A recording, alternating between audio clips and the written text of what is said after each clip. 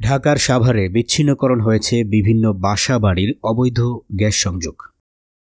আমরা ইতিমধ্যে প্রায় 400 বার্নার বিচ্ছিন্ন করেছি, যাতে প্রায় সরকারের প্রতিদিন 67,000 ঘনফুট গ্যাস সাশ্রয় হবে এবং যদি এটির আর্থিক মূল্য হিসাব করি যেটি প্রতিদিন প্রায় 45,000 টাকা। নিয়মিত মামলা রুজু এবং আমরা যদি এলাকাবাসী সাধারণ মানুষজন সচেতন হয়, যেমন ধরেন আমার যেখানে এই অবৈধ সংযোগ আছে সেখানে একটি বৈধ সংযোগ আছে, তো যারা বৈধ সংযোগের গ্রাহক তারা যদি সচেতন হন, কারণ গ্যাস হচ্ছে একটি রাষ্ট্রীয় সম্পদ, এই সম্পদ হচ্ছে আপনার আমার সকলের।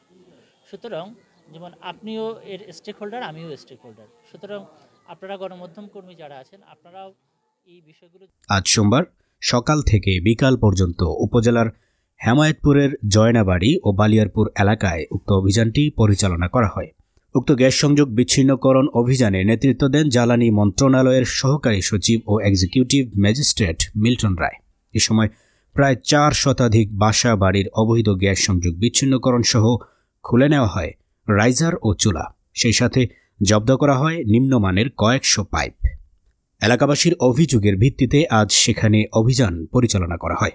এছাড়াও অবৈধ গ্যাস সংযোগের দায়ে বিভিন্ন বাড়িওয়ালাদের নগদ অর্থ জরিমানার পাশাপাশি পরবর্তীতে অবৈধ গ্যাস সংযোগ নিলে তাদের বিরুদ্ধে থানায় মামলা দায়ের করার কড়া হুঁশিয়ারি দেওয়া হয় তিতাসের পক্ষ থেকে।